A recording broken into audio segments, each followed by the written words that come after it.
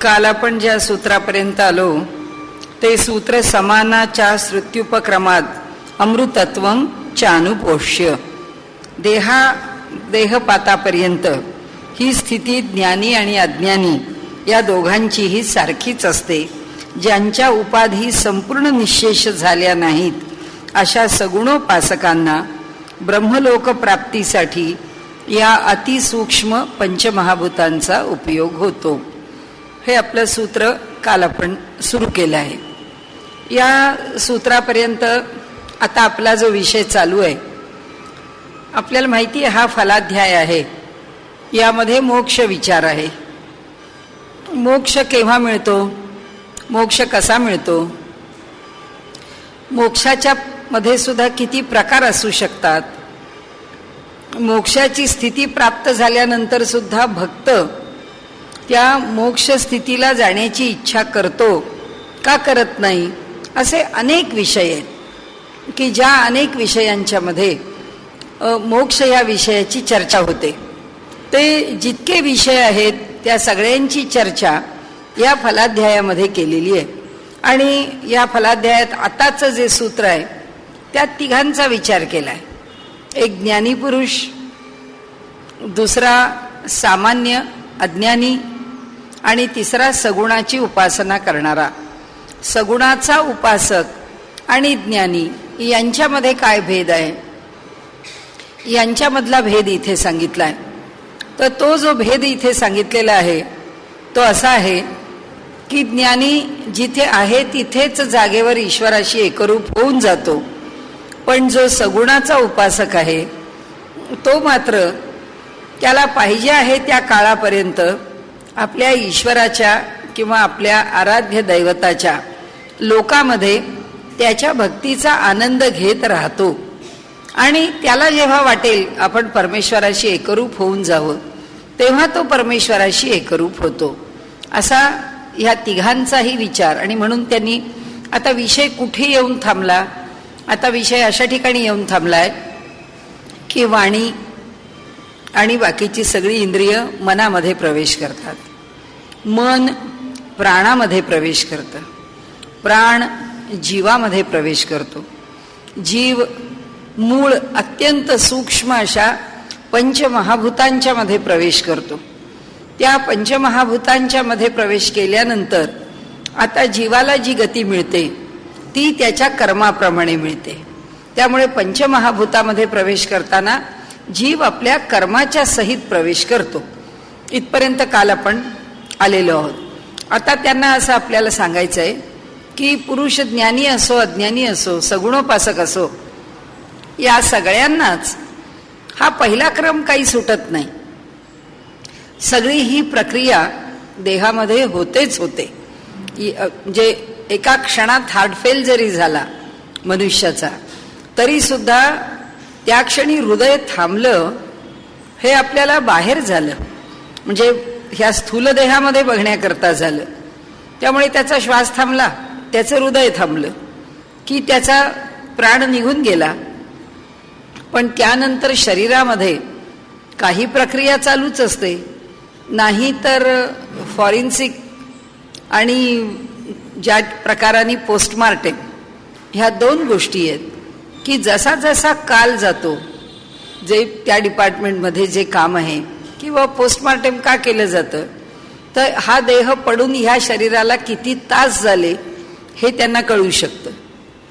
कशावरून कळतं? Body metabolism वरून कळतं की बॉडी मेटाबॉलिझम शरीर पडलं आहे, श्वास थांबला आहे तरी दीर्घकाळपर्यंत चालू असतो. त्यामुळे जर ते शरीर असेल तर नखांची वाढण्याची, केसांची वाढण्याची, पोटामध्ये असलेल्या अन्नाच्या पचनाची, रुधिराभिसरणाची, अशा अनेक पातळीवरती त्यांच्या परीक्षण किंवा टेस्ट आहेत किंवा त्याच्याकरता त्यांनी काढलेले जे प्रयोगामधनं अनुमान आहेत त्याच्यातून तो देह किती काळ आहे ते कळतं. आपल्याला त्या शास्त्राशी काही करायचं नाही.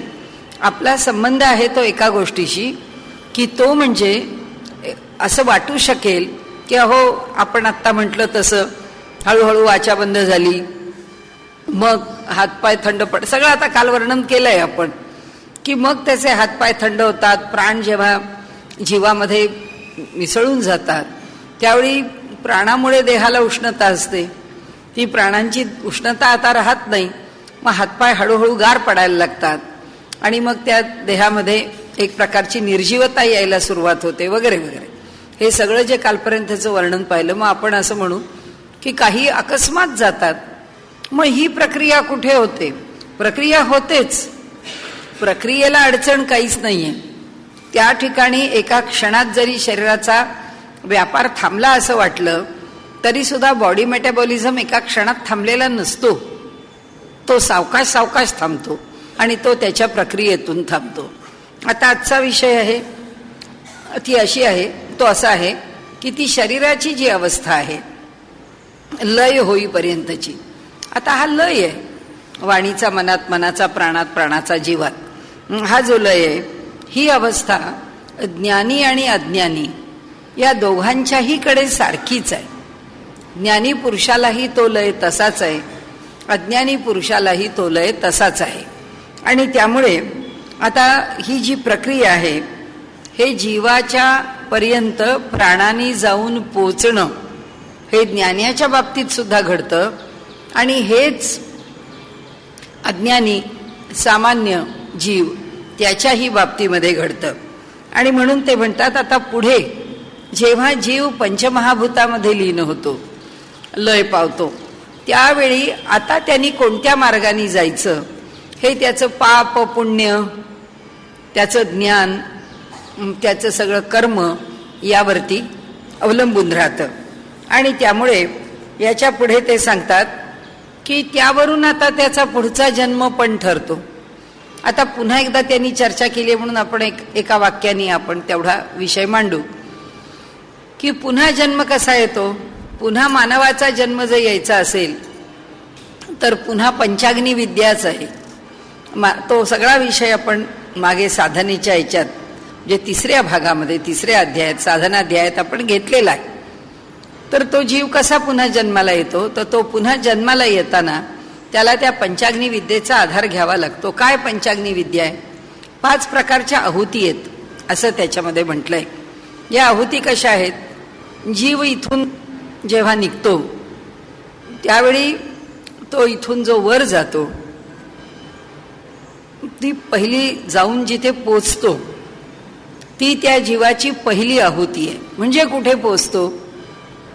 तो ज्या स्थानावर जाणार असेल तिथे, तो चंद्रलोकाला जाईल, तो सूर्यलोकाला जाईल, तो जिथे कुठे जाईल तिथे पोचेल. त्या स्थानावरचं जे काही भोग भोगायचे पाप पुण्याचे ते भोगेल. आणि जेव्हा केव्हा त्याचा जन्म होणार आहे, आता त्या ठिकाणी आलोय आपण की आता हे सगळं भोगून झाल्यानंतर जन्म मिळणार आहे. जन्म कोणता मिळणार आहे? तर मानवाचा मिळणार आहे. तर जेव्हा त्याला तो मानवाचा जन्म मिळणार आहे तेव्हा त्याला पंचाग्नी विद्येचा आधार घ्यावा लागतो. ती पंचाग्नी विद्येमध्ये तो आता आपण जे वाक्य बोललो ना, तो जिथे कुठे असेल तिथून तो पहिली आहुती कशाची देतो? तो पहिली आहुती श्रद्धेची देतो. श्रद्धा ही त्याची पहिली आहुती आहे. म्हणजे काय? म्हणजे तो जीवन कसं जगला, गुन्हेगारी हेच त्याचं ध्येय आहे, भ्रष्टाचार हेच त्याचं उद्दिष्ट आहे, गैरव्यवहार, फसवणूक, लुबाडणूक, चोरी हाच त्याचा व्यवसाय आहे. ही त्याची त्या जीवनभराची श्रद्धा झाली. श्रद्धा म्हणजे याच भूमिकेवर तो जगला, याच गोष्टी योग्य आहेत असं धरून तो जगला. दुसरा सदाचरणी आहे, त्याच्या सद्वासना आहेत. आणि असा सद्वासनेने युक्त असलेला, सदाचरणी असलेला असा जो मनुष्य आहे तो त्या सदाचाराने जगणाऱ्या माणसाला त्याची श्रद्धा वेगळी आहे, ती सात्विक आहे. त्या चोर दरोडेखोराची श्रद्धा तामसिक आहे. तर पहिली आहुती श्रद्धेची पडते. म्हणजे ते जीवन खाली तो जे त्यांनी व्यतीत केलं आहे ते कशाच्या आधारावर व्यतीत केलंय त्यावर ती पहिली श्रद्धेची आहुती आहे. याचा अर्थ जसं व्यतीत केलं आहे त्यातलं जे तीव्रतेने त्यांनी आपल्या आयुष्यामध्ये केलंय, उत्कटतेने केलंय, खोटंच बोलत राहिलाय, लोकांच्या चोऱ्याच करत राहिला, लोकांना फसवतच राहिला, तर तीच गोष्ट त्याच्या ठिकाणी महत्त्वाची ठरते आणि त्याच्याच आधारावरती त्याला पुढचा जन्म मिळतो. म्हणजे ती त्याची जी श्रद्धा आहे, ते त्याच्या जीवनाचं जे उद्दिष्ट आहे, ध्येय आहे, त्याचा जो विचार आहे, तो विचार महत्त्वाचा. त्या विचाराच्या अनुषंगाने जी जी त्याची दुष्कर्म आहेत ती सगळी गोळा होतात, कारण ती श्रद्धा आहे. मग पुढचा जन्म काय, आणखीनही तीव्र काही केलेलं असेल तर ते येईल, किंवा मुळातच दरोडेखोरी वृत्ती असेल पण त्या जन्मामध्ये चोरीमारीवरती आलं असेल, ते जर सौम्य असेल तर सौम्य राहील. पण श्रद्धा त्याची तीच असेल की त्याच मार्गाने आता येणारा पुढचा जन्म सुद्धा कुठेतरी चोरी करावं, कुठेतरी डाका लावा, कुठेतरी खोटं बोलावं, कुणाला तरी फसवावं, याच मार्गाने जाईल. ही त्याची पहिली श्रद्धा. जो सत्पुरुष आहे, जो सज्जन आहे, जो सत्कृत्य करणारा आहे, तो त्या दिशेने आपला मार्ग पुढे नेईल. त्यामुळे ही जी श्रद्धा आहे ती ह्या पंचाग्नी विद्येमधली पहिली आहुती आहे.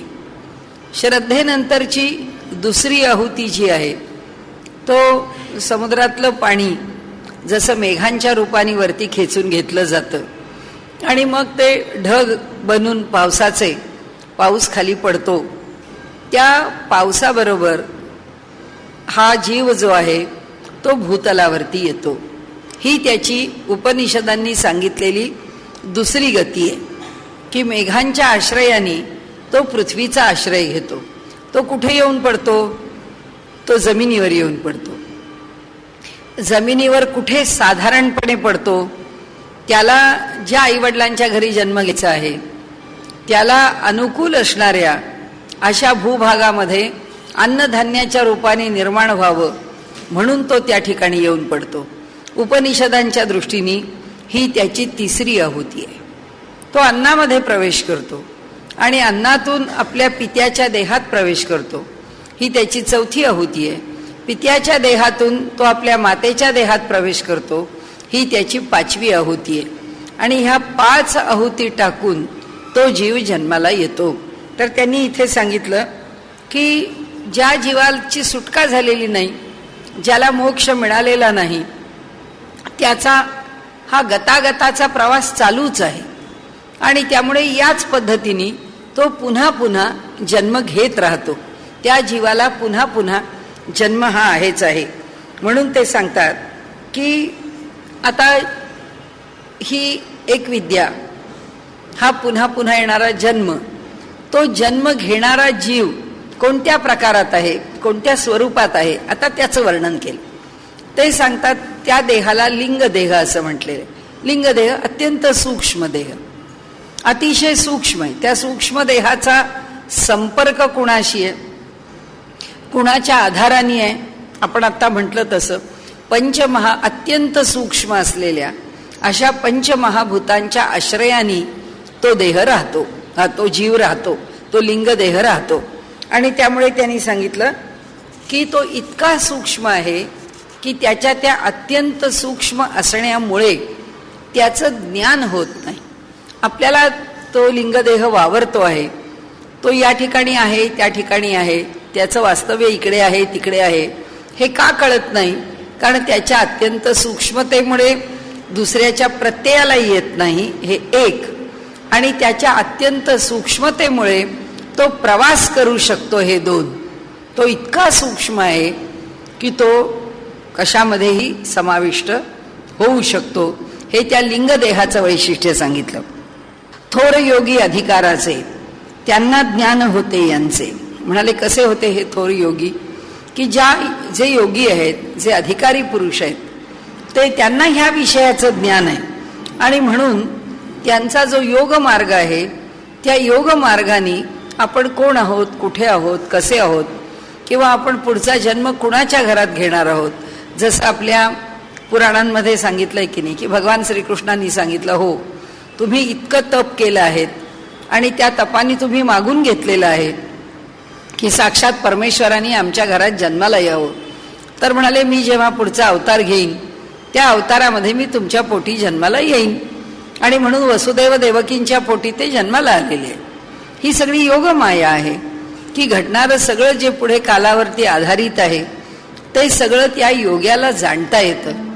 कुणाच्या बाबतीत आपण अनेक वेळा तो संदर्भ घेतला, याही वेळी आपण घेतला की बहिणाबाईंनी आपले पूर्वीचे 13 देह वर्णन करून ठेवलेत अभंगामध्ये, की मी ह्या पूर्वीच्या 13 जन्मात कशी होते, कुठे होते. आणि हा माझा मुलगा, म्हणजे मुलालाच सांगतायत त्या, की विठ्ठल त्याचं नाव आहे, की तू कुठे होतास, तू माझ्याबरोबर कोणत्या कोणत्या रूपात होतास, कधी माझा सेवक म्हणून राहिलास, कधी माझा भाऊ म्हणून राहिलास, कधी माझा परिचित म्हणून राहिलास. आता शेवटच्या जन्मात बहिणाबाईंच्या बरोबर तो मुलगा म्हणून आलेला आहे. आता योगाचा अधिकार आहे आणि त्यामुळे त्यांना आपल्या पूर्वजन्माचं स्मरण आहे आणि त्या पूर्वजन्मांच्या स्मरणाने त्या सांगतायत.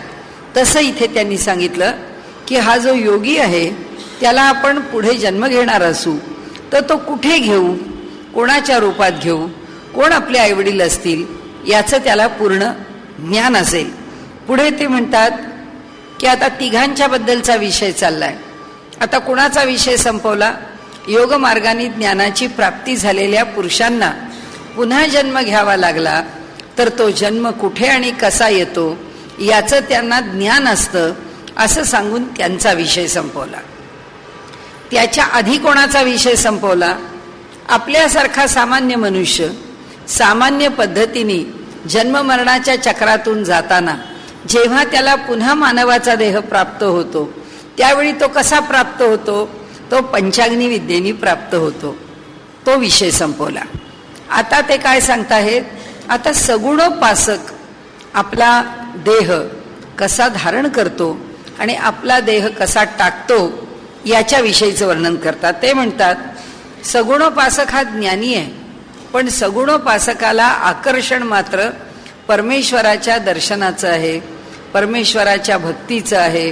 परमेश्वराच्या भक्तीमध्ये रंगून जाऊन परमेश्वराला प्राप्त करून घेण्याचं, त्याच्या सहवासात राहण्याचं, त्याच्या सहवासाचा आनंद मिळवण्याचं आकर्षण आहे.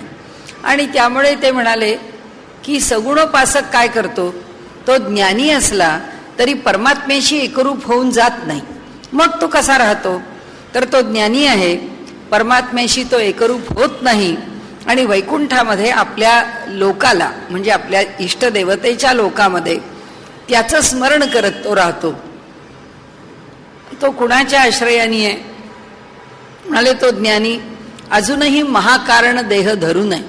तो महाकारण देहामध्ये त्यांनी आपला स्थूल देह टाकला, त्यांनी आपला सूक्ष्म देह टाकला, त्यांनी आपला कारण देह टाकला, कारण त्याचा अधिकार आहे, तो ज्ञानी झाला म्हणून त्याचे हे तिन्ही देह निघून गेले. मग आता चौथा देह कोणता, त्या महाकारण देहामध्ये तो राहतो. तो जेव्हा केव्हा महाकारण देह सोडतो त्यावेळी तो ईश्वराशी एकरूप होतो. तोपर्यंत तो होत नाही. जसं तुकाराम महाराज म्हणतात, आम्ही वैकुंठवासी आलो याच कारणासी, की आम्ही वैकुंठात राहतो, त्या परमात्म्याच्या जवळ राहतो आणि त्याचं काही काम असलं त्यांनी जर आम्हाला सांगितलं की बाबांनो खाली जा, माझं काम आहे, ते काम करण्याकरता तुम्हाला गेलं पाहिजे, असं जेव्हा म्हणाले परमात्मा आज्ञा करतो त्याच्या आज्ञेनी मग म्हणाले आम्ही खाली येतो आणि त्याच्या आज्ञेप्रमाणे इथे येऊन जे त्याचं काम आहे त्यांनी जशा पद्धतीने करायला सांगितलंय तसं करतो, तेवढा काळ राहतो आणि परत निघून जातो. म्हणजे सगुण भक्त जो आहे त्याच्याबद्दल मोक्षाची संकल्पना काय आहे ती सांगितली, की तो महाकारण देहामध्ये राहून त्या परमात्म्याच्या लोकामध्ये त्याच्या सहवासाचा आनंद मिळवतो. त्याला तोच आनंद मिळवण्यामध्ये जर तृप्ती असेल तो दीर्घकालपर्यंत तसाच राहतो, तो परमेश्वराशी एकरूप होत नाही. जो ज्ञानानी फक्त केवळ ज्ञान, त्या ज्ञानानी परमेश्वराशी एकरूप झाला आहे त्याला तिथे राहण्यात, त्या भक्तीनी, त्याच्या आनंदामध्ये, त्याच्या पुन्हा पुन्हा स्मरण करण्यामध्ये त्याला वेगळं काही प्रयोजन आहे असं वाटत नाही, म्हणून तो तिथे राहत नाही. तो जिथे देह सुटतो तिथेच तो परमात्म्याशी एकरूप होतो. तो म्हणतो मला थोडीही गती नको, म्हणजे ज्ञानाला गती नाही, जिथे आहे तिथे ईश्वराची एकरूप. सामान्य माणसाला जन्मजन्मांतरांतनं जो फिरतो आहे, पुनरपि जननम पुनरपि मरणम, त्याला पंचाग्नी विद्या आहे. त्यानंतर जो योगी आहे त्या योग्याला आपल्याला कुठे जन्म घ्यायचा आहे, आपल्याला काय अनुकूल आहे, आपण कुठे जावं, आपल्या इच्छेने घेऊ शकतो नाही, तर आपल्या इच्छेने आहे या देहाचा त्याग करून दुसऱ्याचा तयार असलेला देह स्वीकारू शकतो. असं पण योग्याच्या बाबतीत आहे की योगी जो आहे तो साधन करतो आहे आपल्या देहाने. आपला देह आता वृद्ध व्हायला लागलेला आहे. आता हा वृद्ध झालेला देह हे साधन काही पुढे करू शकणार नाही. मग या वृद्ध देहाचा काय उपयोग आहे? मग हा वृद्ध देह आपण टाकून द्यावा. म्हणून तो वृद्ध देह टाकायला निघतो. तो जो वृद्ध देह टाकतो तो कसा टाकतो?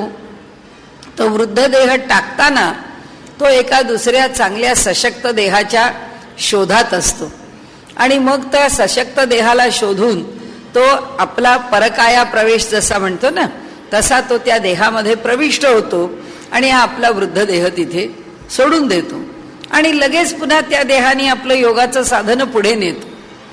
ही योग्याच्या बाबतीमध्ये घडणारी गोष्ट आहे. नाही तर आपल्याला अनुकूल असणारं घर, जसं भगवद्गीतेमध्ये म्हटलेलं आहे, शुचीनाम श्रीमताम गेहे योग भ्रष्टोभी जायते. आता शुचीनाम श्रीमताम गेहे किंवा योगीनाम कुले, त्याला जर आकर्षण जर समृद्धीचं आहे तर तो श्रीमंताच्या घरामध्ये आपला पुढचा जन्म स्वीकारून त्या घरात राहून योग साधना करतो. नाही तर त्याला आर्थिक संपन्नतेचं आकर्षण नाही, तो योगी सरळ योग्याच्याच कुलामध्ये जन्म घेऊन आपला योगाचा अभ्यास पुढे चालू ठेवतो. सगुण उपासक मात्र त्याची इच्छा असेल तर तो पूर्ण मोक्षाचा स्वीकार न करता परमेश्वराच्या आनंदामध्ये वैकुंठामध्ये राहतो. परमेश्वराचं काम असेल तर पुन्हा पुन्हा पृथ्वीवर येतो आणि पुन्हा त्या वैकुंठ लोकाला निघून जातो. कारण त्याला आनंद एकाच गोष्टीचा आहे, तो म्हणजे ईश्वरी कार्य करण्यात त्याला आनंद आहे, ईश्वराची भक्ती करण्यात त्याला आनंद आहे. ईश्वराच्या भक्तीमध्ये भजसेवायाम भक्ती, ईश्वराची सेवा करण्यामध्ये त्याला आनंद आहे. आणि म्हणून तो म्हणतो त्याच्याशी एकरूप होऊन काय करायचंय, त्याला काय आवश्यक आहे ते मी करीन, त्याला मी मदत करीन. म्हणून हे सगळे प्रकार आहेत मोक्षाचे जे आता आपल्याला इथे सांगितले. आपण ते दोनदा बघितले.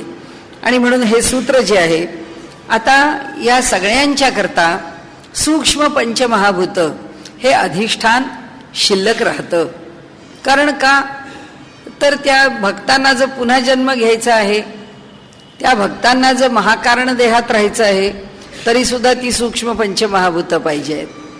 सामान्य जीवाला पुन्हा जन्माला यायचंय त्याला सूक्ष्म महाभूत पाहिजे. योग्याला मनाप्रमाणे देहात जन्माला यायचंय त्याला सूक्ष्म महाभूत पाहिजेत.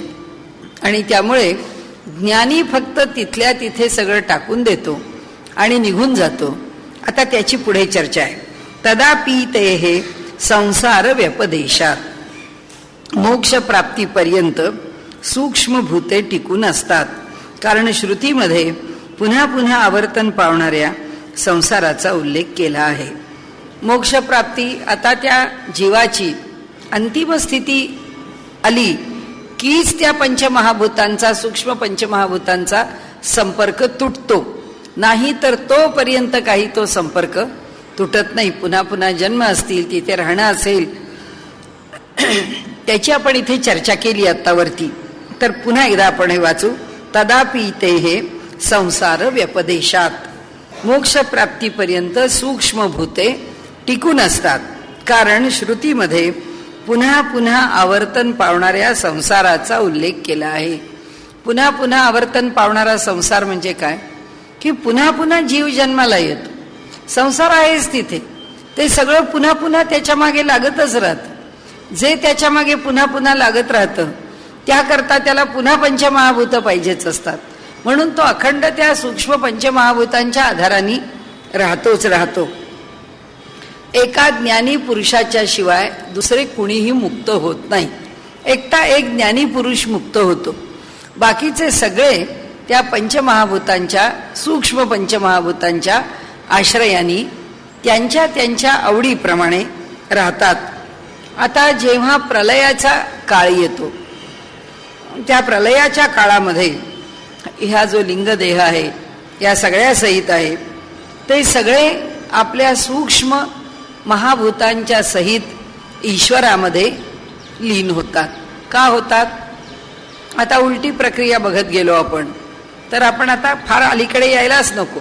म्हणजे 5 ज्ञानेंद्रिय, 5 कर्मेंद्रिय, मग एक मन, मग मनानंतर प्राण, मग प्राणानंतर जीव, मग जीवाच्या पुढे आता हे सगळे पंचतन्मात्र वगैरे बाजूला सोडले तरी त्रिगुण सत्वरजतम, मग त्याच्या पुढे वैश्विक अहंकार, मग त्याच्या पुढे वैश्विक महत, मग त्याच्या पुढे अव्यक्त. त्या अव्यक्तामध्ये हे सगळे जाऊन पडतात. हे जोपर्यंत जग चालू आहे, संसाराची पुन्हा पुन्हा गतागत चालू आहे तोपर्यंत. मग आता हा सगळाच प्रलय व्हायची वेळ आली. मग सगळ्याच प्रलयाची वेळ आल्यानंतर आता त्या महत आणि अव्यक्तापर्यंत जाऊन भागत नाही. आता त्या अव्यक्तामधून ते कशामध्ये जातात तर म्हणाले त्या मूळ प्रकृतीमध्ये जाऊन राहतात. मूळ प्रकृती ही त्या अव्यक्ताच्या पलीकडे आहे. आणि आता ती मूळ प्रकृती जी आहे ती मूळ प्रकृती तिच्या मूळ रूपामध्ये राहते प्रलयाच्या काळामध्ये. मग तिच्या मूळ रूपामध्ये राहते म्हणजे काय? ती बीजभावाला सगळं आणून ठेवते. बीजभावाला आणते म्हणजे काय? हा जो जीव आहे त्याच्या कर्माशयाच्या सहित अत्यंत सूक्ष्म रूपामध्ये, चैतन्य रूपामध्ये, त्या चैतन्याला ज्याला जीव म्हटलं आहे तो त्या मूळ प्रकृतीमध्ये जाऊन बसतो. केव्हा? प्रलयाच्या वेळी. मग प्रलयाचा काळ संपला. मग प्रलयानंतर पुन्हा सृष्टीची उत्पत्ती होण्याची जेव्हा वेळ येते तेव्हा सृष्टी उत्पत्तीच्या वेळी पुन्हा ते सगळे गोळा होतात आणि मग पुन्हा सगळ्यांचा जन्म सुरू होतो. म्हणजे याचा अर्थ असा की तो प्रलय हो न हो, आम्ही ज्या अर्थी आत्ता जन्माला आले आहोत त्या अर्थी या सृष्टीच्या प्रलयाच्या अनेक आवर्तनं होऊन गेली किंवा अनेक त्याच्या म्हणजे ज्याला आपण काल म्हणतो ना की एकानंतर एक आवर्तनं किंवा त्याची पुनरावृत्ती होऊन गेलेली आहे की ते काही आत्ता आपण आम्ही त्या प्रत्येक वेळी तिथे राहिलेलो आहे. पुन्हा हे सुरू झालं की आलेलो आहे. म्हणजे आपण जोपर्यंत जन्माला येतोय त्याचा अर्थ तोपर्यंत अजून कुठे मुक्तभिक्त भानगड नाहीये. आपल्याला अजून जन्म घ्यायचे, जन्म घेतोय, त्याच्यातनं जेव्हा मुक्त होऊ तेव्हा ह्या सगळ्यातनं मुक्त झालेली असू. तोपर्यंत प्रलय जरी झाला, हा विषय का घेतला आपण? पहिल्या दिवशीपासून हा विषय मांडतो. 3 विषय मांडले. मृत्यू झाला तरीही पुन्हा जन्माला येणं चुकत नाही. प्रलय झाला तरी पुन्हा जन्माला येणं चुकत नाही. आणि तसंच म्हणजे जेव्हा केव्हा ही सगळी सृष्टीच नष्ट होऊन जाईल त्यावेळी प्रलय नुसता हा तात्कालिक प्रलय नाही, हा महाप्रलय जेव्हा होऊन जाईल, जेव्हा पृथ्वी पण नष्ट होऊन जाईल तेव्हा सुद्धा हे संपत नाही. हे सगळं बीजभावाला येऊन त्या मूळ प्रकृतीच्या ठिकाणी जाऊन राहतच राहत. मग पुन्हा जेव्हा केव्हा सगळ्याच ब्रह्मांडाची निर्मिती व्हायची असेल तेव्हा होईल तो महाप्रलय आहे. तो महाप्रलय होऊन पुन्हा नव्याने सृष्टी निर्माण होईल. सामान्य प्रलयात कसं होतं, ती ब्रह्मदेवाची रात्र असते तेव्हा ब्रह्मदेव सृष्टीचा प्रलय करतो आणि पुन्हा दिवस उगवला की मग पुन्हा पृथ्वीवरती सगळी सृष्टी निर्माण होते, पुन्हा प्रलय होतो. पण पृथ्वी संपली, सगळं संपलं असं होत नाही. महाप्रलयात सगळंच संपतं. त्याच्यामध्ये पृथ्वी तत्व संपतं, आप तत्व संपतं, वायू तत्व संपतं, आकाश तत्व संपतं. हे सगळे गोळा होऊन एकत्र होऊन त्या मूळ प्रकृतीच्या ठिकाणी काय आता सगळ्या देवदेवता संपतात, सगळं संपतं, सगळे मिळून गोळा होऊन त्या मूळ ठिकाणी जाऊन राहतात. त्या अगदी प्रकृती सकट सगळे त्या परमात्म्याच्या आश्रयाला जातात. तेव्हा फक्त एकटा एक परमात्मा त्या महाप्रलयात उरतो. तरी सुद्धा हा बीजभाव संपत नाही. म्हणजे ब्रह्मसूत्रकारांना आम्हाला काय सांगायचंय की प्रलयानी सुटका नाही, मृत्यूनी सुटका नाही, महाप्रलयानी सुटका नाही, सुटका फक्त ज्ञानानीच आहे. मनुष्यानी जोपर्यंत ज्ञान करून घेतलं नाही तोपर्यंत हे जन्ममरणाचं चक्र अव्याहतपणे चालूच राहणार आहे. आणि त्यांनी सांगितलं की इथे ही जी सृष्टी आहे त्याचं वर्णन करताना 2-3 दृष्टांत दिलेत. ते कसे दिलेत की ईश्वरामध्ये सृष्टी विलीन झाली, मग पुढे काय झालं, जेव्हा सृष्टी निर्माण होते तेव्हा जसं तरारून बीज आपण पावसाळ्यामध्ये आधी झाड सुकत आलं की बी धरून ठेवलेलं असतं, आता ते धरून ठेवलेलं बी पावसाळ्यामध्ये पाऊस येणार म्हणून चांगली जमीन तिची वैतावणी करून त्या जमिनीची चांगली मशागत करून त्याच्यामध्ये बी पेरतो. ती चांगलं खत बीत माती चांगली भुसभुशीत असेल, पाऊस चांगला पडला तर तरारून बी उगवून येतं. तसं ही सृष्टी सगळ्या बाजूनी अंकुरित होऊन निर्माण होते.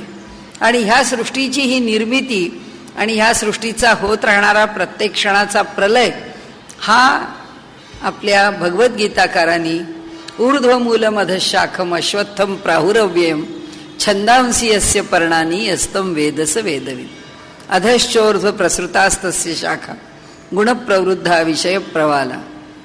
ह्या सगळ्या वर्णनांनी आपल्या पुढे मांडलेला आहे विषय की बघा, हा वृक्ष असा आहे, हा वृक्ष असा वाढतच चाललेला आहे आणि त्यामुळे या वृक्षाला मरण नाही आहे. जोपर्यंत तुमच्या इच्छा आकांक्षांना मरण नाही, ते म्हणतात तोपर्यंत ह्या मनुष्य लोकाला मरण नाही. शेवटच्या मनुष्याची इच्छा आकांक्षा संपेपर्यंत. आणि म्हणून हा संसार वृक्ष अनादी आहे, हा अनादी काळापासून चालत आलेला आहे, तो चालत राहील. जोपर्यंत अज्ञान संपत नाही तोपर्यंत तो वृक्ष संपत नाही. म्हणून प्रलयानंतर ही सृष्टी पुन्हा तरारून निर्माण होते, प्रकट होते.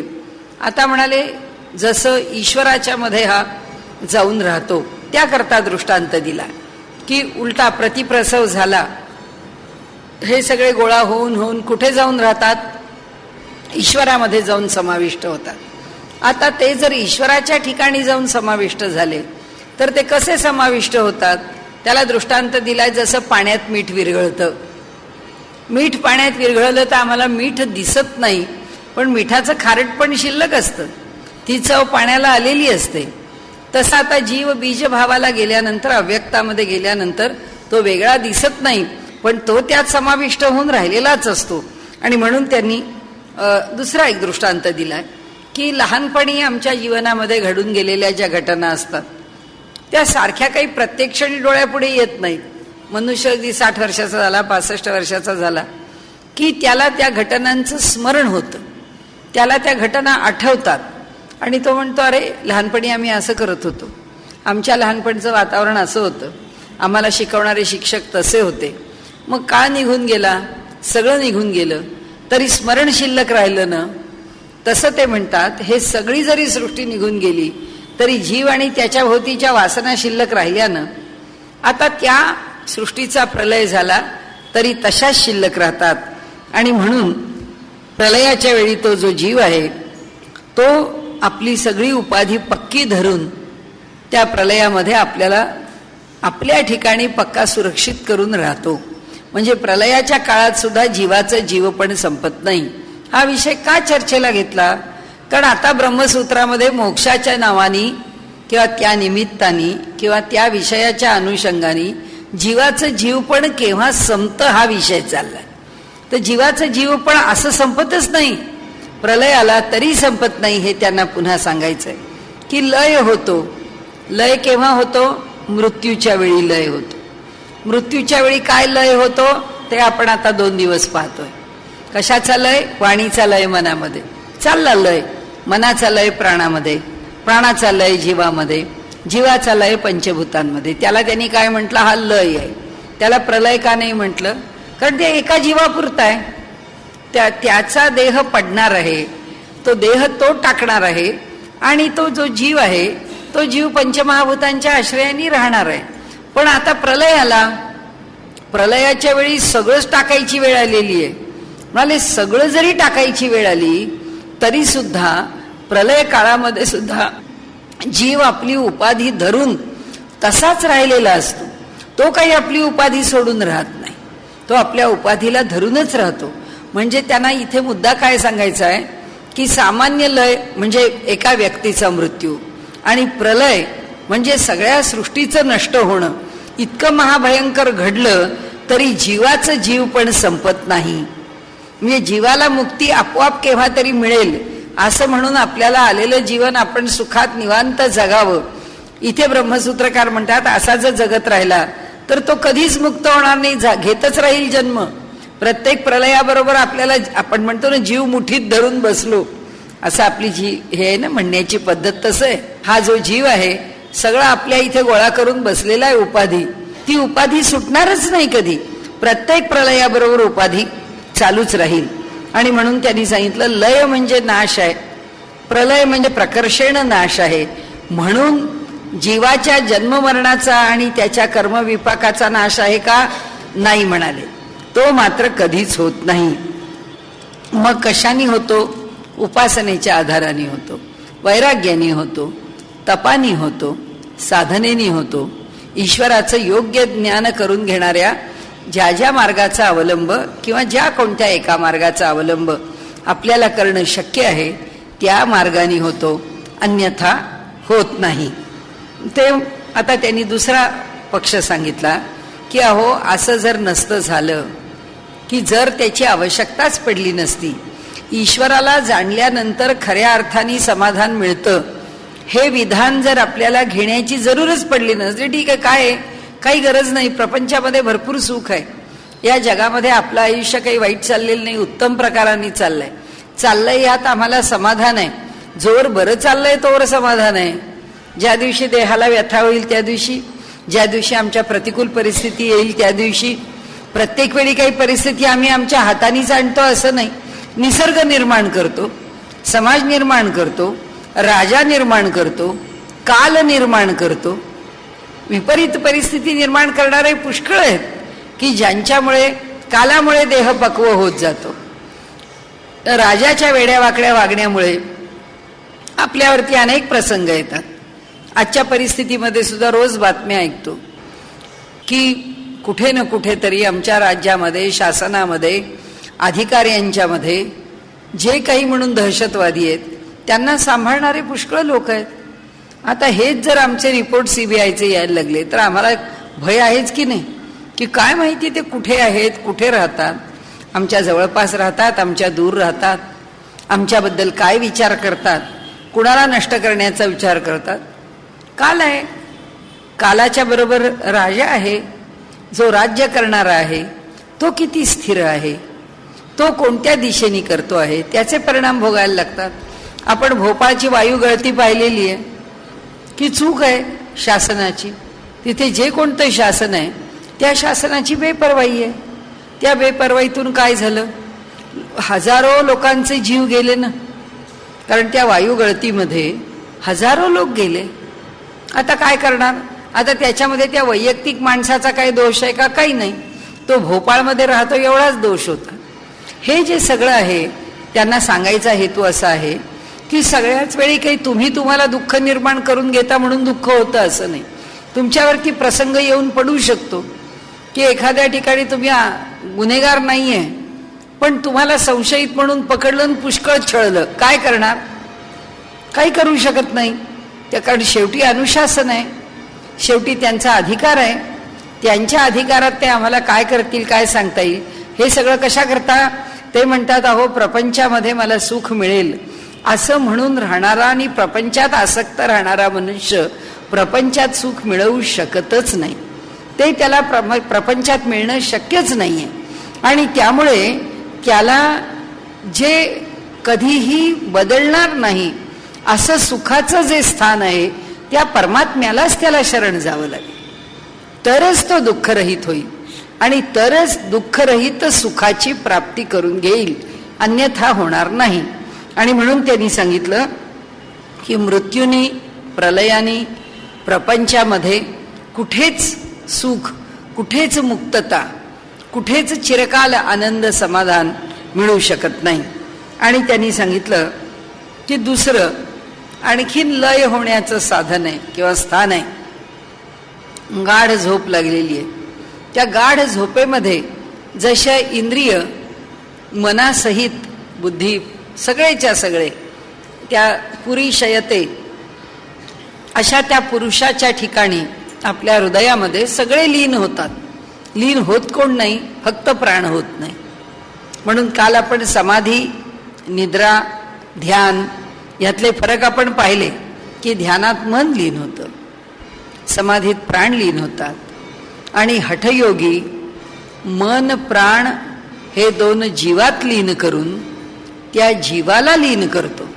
म्हणजे हा सगळा जो विषय येतो की आता आपल्याला पुन्हा घ्यायचा नाही आहे आणि त्यामुळे हे सगळं लीन झालेलं त्याचं जे स्वरूप आहे ते स्वरूप आम्हाला सुख देऊ शकतं का, नाही म्हणाले.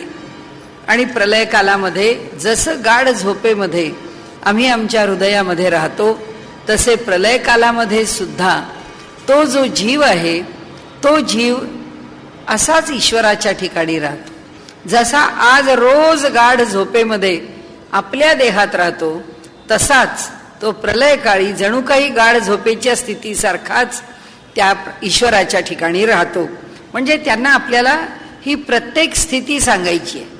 ती आता आपल्या लक्षात आली की ज्ञानी पुरुषाला हे काही बाधित होत नाही, परंतु प्रलयाकरता पण ही सगळी लिंगदेहाची सामग्री पाहिजे. सगुण भक्ताकरता सुद्धा लिंगदेहाची सामग्री पाहिजे. रोज निद्रेमध्ये आम्ही प्रलय अनुभवतो तिथे सुद्धा हा लिंगदेह कार्यकारी आमच्या देहात आहेच. तो सूक्ष्म रूपामध्ये आमचा देह आहेच. आपण काल जसं म्हटलं की योगमार्गामध्ये अनुभव घेणारा पुरुष आपल्या ह्या स्थूल देहामधून आपला तो सूक्ष्म देह बाहेर काढून तो इतरत्र जाऊन पुन्हा आपल्या देहामध्ये प्रविष्ट होतो.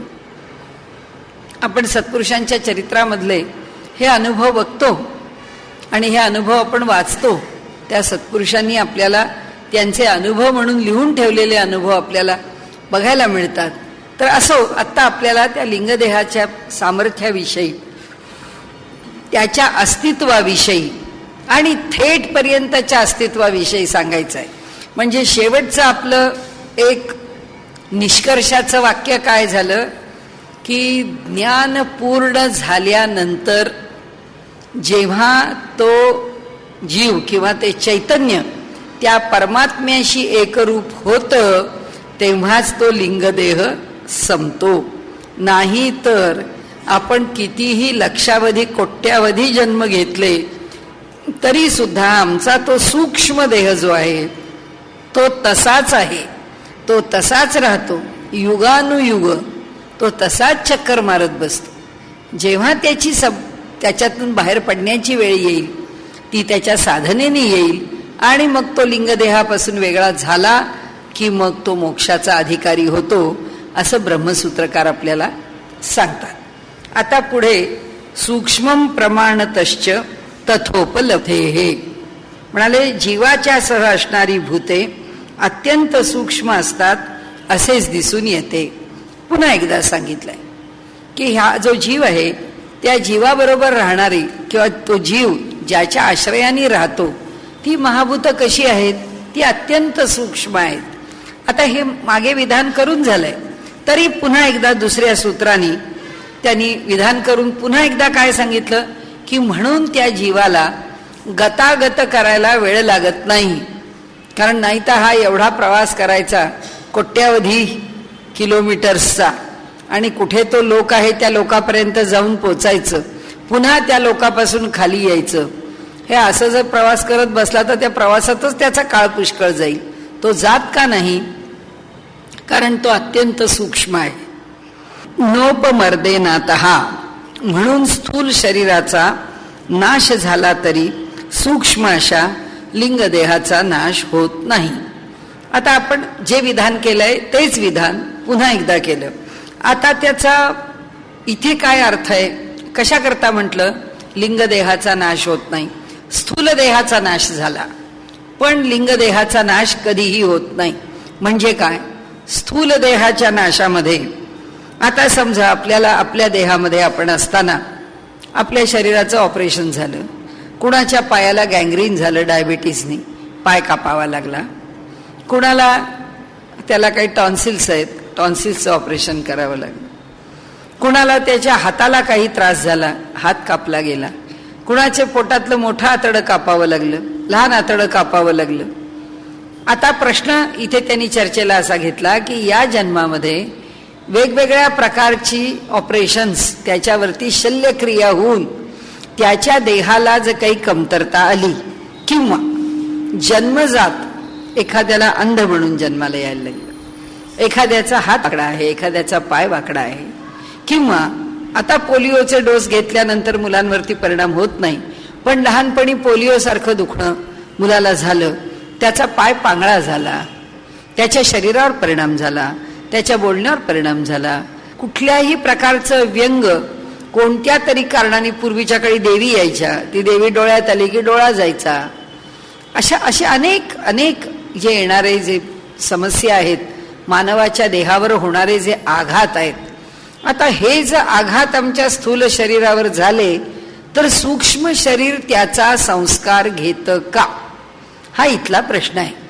की आता या जन्मामध्ये अंधत्व आहे, या जन्मामध्ये कोणता दोष आहे, तर आता त्या लिंगदेहाबरोबर तो दोष जातो का, तर त्यांनी सांगितलं म्हणूनच स्थूल शरीराचा नाश झाला तरी सूक्ष्म अशा लिंगदेहाचा नाश होत नाही. स्थूल शरीर हे कशा करता आहे, ते स्थूल शरीर हे लिंगदेहानी आपल्याबरोबर त्या गाठोडं जे आपल्या संचिताचं बांधून घेतलेलं आहे ते भोगायचं आहे, त्यातलं जे भोगायला बाहेर काढलं आहे त्याच्याकरता स्थूल देह आहे, आणि उरलेले जे उपभोग आहेत ते आपल्या गाठोड्यामध्ये बांधून लिंगदेह बसलेलाच आहे. तो सूक्ष्म देह ते सगळं गाठोडं घेऊन बसलाय. स्थूल देहावरती होणारा कोणताही परिणाम सूक्ष्म देहावरती होत नाही. त्याचं कारण का, कारण भोगण्याकरता तो त्याला अंधत्व का आलं, त्याच्या पूर्वजन्माच्या कर्माचं फळ म्हणून त्याला अंधत्व भोगायला लागलं, त्याला पूर्वजन्माच्या कर्माचं काही फळ म्हणून त्याला व्यंग भोगायला लागलं. आता ते भोगणं कशाचा परिपाक आहे, कशाचा परिणाम आहे, तर ते भोगणं हा जो परिणाम आहे तो त्याच्या कर्माचा परिणाम आहे. आता ते भोगायला आलेलं जे कर्म आहे ते पुन्हा लिंग देहात जाऊन बसत नाही, ते सूक्ष्म देहावर आता प्रकट झालं. म्हणजे आता इथे जो प्रश्न आहे की मनुष्याचे मृत्यूच्या वेळी डोळे उत्तम आहेत, मनुष्याच्या किडनीज उत्तम आहेत, आणि जर एखाद्या माणसाला असं वाटलं की आपलं नेत्रदान करावं, आपल्या किडनीचं दान करावं, जर झटकन कोणी येऊन जर ते काढून देणार असेल त्या योग्य वेळेत तर नेत्रदान होऊ शकेल, दुसऱ्याला ती दिले तर त्याला दृष्टी प्राप्त होऊ शकेल, मग हे करावं का करू नये. आपल्याला जर भय असेल की या जन्मामध्ये हे डोळे काढून दिले म्हणजे पुढच्या जन्मात आपल्याला डोळे असणार नाहीत का, तर तो काही विषय नाही आहे. आम्हाला जर डोळे आमचे काढून द्यायचे आहेत तर तो आमचा स्वेच्छा भाग आहे. आम्ही आमचे डोळे द्यावेत का देऊ नयेत या विषयाची चर्चा किंवा या विषयाबद्दल बोलायचं तर त्याच्यामध्ये दोन मत आहेत. एक मत असं आहे की जो हे दान करण्याची इच्छा करतो त्या बाबतीत असं म्हटलेलं आहे की या देहावर आमची काय सत्ता आहे, या देहावर आमची काहीच सत्ता नसल्यामुळे हा देह आहे, या देहातलं काहीही आमचं नसल्यामुळे यांनी आम्हाला हा देह दिलेला आहे, त्याला तो देह जसाच्या तसा परत करणं हे आमचं काम आहे. त्याच्यामध्ये अनेक विचार आहेत. जसं संतांनी म्हटलंय की चदरिया झिनी रे झिनी, की आम्हाला त्यांनी दिलेली जी चादर आहे देहरूपी, त्या चादरीवरती आम्ही कोणताही मळ उत्पन्न केलेला नाहीये, त्या चादरीवरती आम्ही कोणताही दोष उत्पन्न केलेला नाही. त्यांनी जशी चादर आम्हाला दिलेली आहे तशी वनपीस चादर आम्ही त्याला परत देणार आहे. त्याच्यामध्ये आम्ही काही फरक करणार नाही, कारण आमचं ह्यात काहीच नाही. ही एक तात्विक भूमिका आहे की जो केवळ भगवद आयत्त वृत्तीने राहतो तो कशावरच आपला अधिकार सांगत नाही, या जगातल्या कोणत्याच वस्तूवर तो अधिकार सांगत नाही, तो देहावरही अधिकार सांगत नाही. त्यामुळे तो म्हणतो या देहाचं त्याला जे करायचं असेल ते त्यांनी करावं, मी त्याच्याकरता काही, कारण ते माझं धनच नाही. कारण आपल्याला उपनिषदांनी प्रश्न विचारलाय ना, ईशावास्यम इदम सर्वम यत्किंच जगत्याम जगत तेन त्यक्तेन भुंजिथा मा गृधा कस्य स्विद्धनम. म्हणाले हा जो परमात्मा आहे तो ह्या जगामध्ये, ह्या चराचरामध्ये म्हणजे चेतन आणि जड या सगळ्यामध्ये भरून राहिलेला आहे, आणि त्यामुळे तेन त्यक्तेन भुंजिथा, त्यामुळे या जगात जो उपभोग घ्यायचा आहे तो त्यागपूर्वक घे, म्हणजे आता आपण झालो 60 वर्षाचे, आता झालो 62 वर्षाचे, 65 वर्षाचे, तरी सुद्धा खूप कार्यक्रम ऐकायला आवडतात म्हणून 8-8 तास श्रवण करतो. खूप गाणं ऐकायला आवडतं, 24 तास आपली सीडी नाही तर टेप चालू असते, नाही तर आम्ही टीव्ही बघत राहतो. डोळ्यांनी बघायला आवडतं, किती तास बघावं. तेन त्यक्तेन भुंजितः म्हणाले प्रत्येक वेळी आपल्याकडे एक तारतम्य भाव आम्हाला असलाच पाहिजे की आता आपलं वय किती, आता आपण 60 ओलांडली, मग आता रात्री 2-2 वाजेपर्यंत जागून टीव्हीचे कार्यक्रम बघायचे का नाही बघायचे, किती वेळ बघायचे, डोळ्याला किती ताण द्यायचा, त्या वयामध्ये डोळ्याची कार्यक्षमता किती शिल्लक आहे. तेन त्यक्तेन भुंजितःचा असा अर्थ आहे की त्यागपूर्वक उपभोग घे. आता उपभोग घेण्याकरता डोळे चांगले आहेत म्हणून फाडून तू आता तो टीव्ही डोळे फाडून पाहतो आहेस आणि उद्या त्या डोळ्यांना काही त्रास होऊन बसला म्हणजे मग डॉक्टर म्हणतील अहो तुम्ही डोळ्याला फार ताण दिलात, इतका अतिरिक्त ताण का दिलात बरं, त्यामुळे त्या डोळ्यांची कार्यक्षमता उणावली. ही एक भूमिका. दुसरी भूमिका अशी की सगळीकडे जर तोच भरून राहिलेला आहे आणि त्याच्याशिवाय दुसरं काही नाही तर त्याचा उपभोग मला त्यागपूर्वक घ्यायचा आहे. म्हणजे हा देह तो त्यांनी जो मला दिलेला आहे त्याच्या देहाच्या माध्यमातून मी आनंद मिळवणार आहे, पण कोणत्या विचारांनी मिळवणार आहे की हे त्याचं आहे, मला जेवढं वापरायला दिलंय मी तेवढंच वापरणार आहे, त्याच्यापेक्षा जास्त नाही, त्याच्यापेक्षा त्याला हात लावण्याचा मला अधिकार नाही, हा देह माझा आहे ही भावना जेव्हा दृढ आहे तेव्हा मी माझ्या देहाचं दान करणार आहे ही भावना येते. पण जिथे हा देह माझा आहे ही भावनाच नाहीये तिथे देणाराही मी कोणी नाहीये. आता जोपर्यंत हा देह माझा नाही ह्या भावनेमध्ये आम्ही नाही, जोपर्यंत आमची भावना हा देह माझा आहे, हा देह म्हणजेच मी आहे, ही जोपर्यंत धारणा आहे तोपर्यंत आम्हाला जर असं वाटलं की ह्या देहाचं सोनं होऊ दे, ह्या देहाचा लोकांना उपयोग होऊ दे, हल्ली पोस्टमार्टेम करता बॉडीज मिळत नाहीत, मग आपला देह पोस्टमार्टेमला जाऊ दे, आपला देह त्याचे डोळ्यांचं दान होऊ दे, आपल्या देहाच्या किडनीज दान होऊ दे, हे माझं आहे आणि हे मला द्यायचं आहे, ही जर भावना प्रबळ आहे तर या भावनेला चिकटून राहावं का राहू नये हा ज्या त्या व्यक्तीचा प्रश्न आहे. तो कोणत्या भूमिकेत आहे त्यावर आहे. हे माझं मला द्यायचं आहे, मग मी ते दिलं म्हणून या कर्मविपाकाच्या शास्त्राप्रमाणे आज माझ्या शरीरावर हे नाही, मग पुढच्या जन्मात घ्यातलं मला काही कमी होईल का, तर कमी वगैरे काही होणार नाही. तो या देहाशी संबंध आहे. ह्या देहाचं काय केलं आणि काय नाही, त्याच्या मागची भावना काय, त्या भावनेचं फळ किती आणि त्या दानाचं फळ किती, याचा जो हिशोब त्या कर्माला करायचा असेल, कर्मविपाकाला, तो करील. आणि त्याच्याविषयी आपल्याला फिकीर नसेल आणि आपल्याला एकच असेल की नाही या देहाचा कण न कण आपला उपयोगाला आला पाहिजे, हीच भावना प्रामाणिक आहे, तर भगवंत त्याला जे झुकतं माप द्यायचंय ते देईल.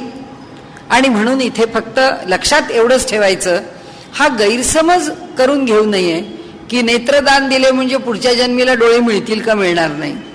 आपल्या काही जणांना असं वाटतं की आपल्या देहातलं काहीतरी नष्ट झालं, काही आता आपण म्हटलं तसं काही कापून टाकावं लागलं, काही शरीर टिकवण्याकरता काही ना काही शस्त्रक्रिया शल्यक्रिया कराव्या लागल्यात आणि ह्या देहाला उणे पण आलं, कारण पूर्णत्व राहिलं नाही ना, जेवढं घेऊन आलो तेवढं शरीरात राहिलं नाही ना.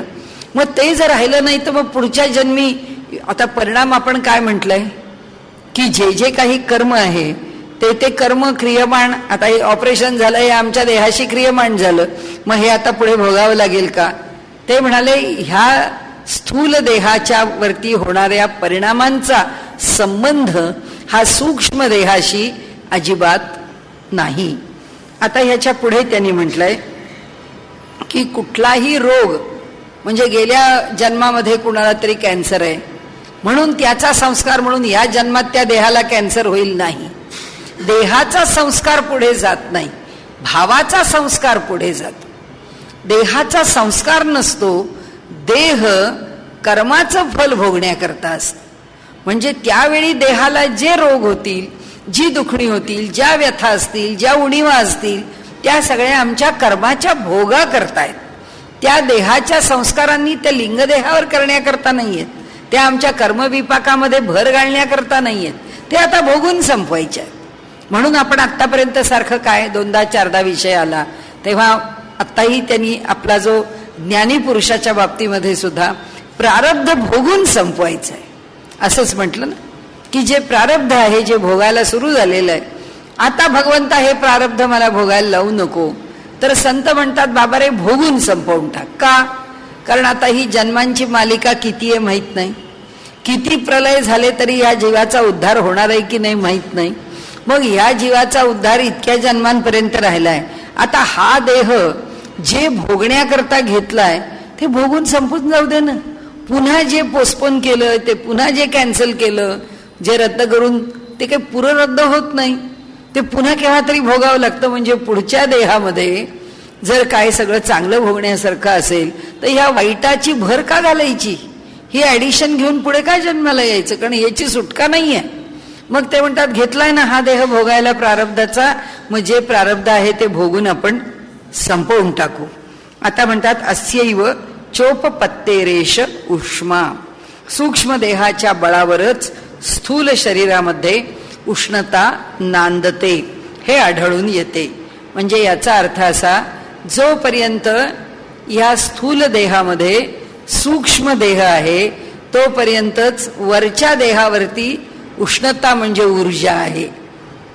जर सूक्ष्म देहाने या देहाचा त्याग केला की हा देह थंड पडला आहे, या देहामध्ये उष्णता शिल्लक राहत नाही. जसे ते गॅल्व्हॅनोमीटर डिफ्लेक्शन येतं, 6 व्होल्टची बॅटरी आहे हा देह, म्हणजे ते 6 व्होल्टचं डिफ्लेक्शन देतं तो हा देह गॅल्व्हॅनोमीटरवरती. जर त्याचे 2 एंड्स आपण पकडले तर त्याच्यावरती जे डिफ्लेक्शन मिळतं ते 6 व्होल्टच्या बॅटरीचं मिळतं. म्हणजे ह्या देहामध्ये कार्य करणारी सूक्ष्म देहाच्या रूपाने एक 6 व्होल्टची बॅटरी आहे असं समजायला हरकत नाही. ती 6 व्होल्टची बॅटरी हा देह चालवते. ती बॅटरी कोण आहे? तो सूक्ष्म देह आहे. तो सूक्ष्म देह जर ह्याला सोडून गेला तर मात्र हा देह पुन्हा कार्यकारी राहत नाही. आता इथे हे सूत्र संपलंय. आता 12वं सूत्र आपण उद्या घेऊ, आपली वेळ आता पूर्ण झाली आहे. प्रतिषेधातिथी चेन्न शारीरात, ह्या सूत्रांनी आपण उद्या सुरुवात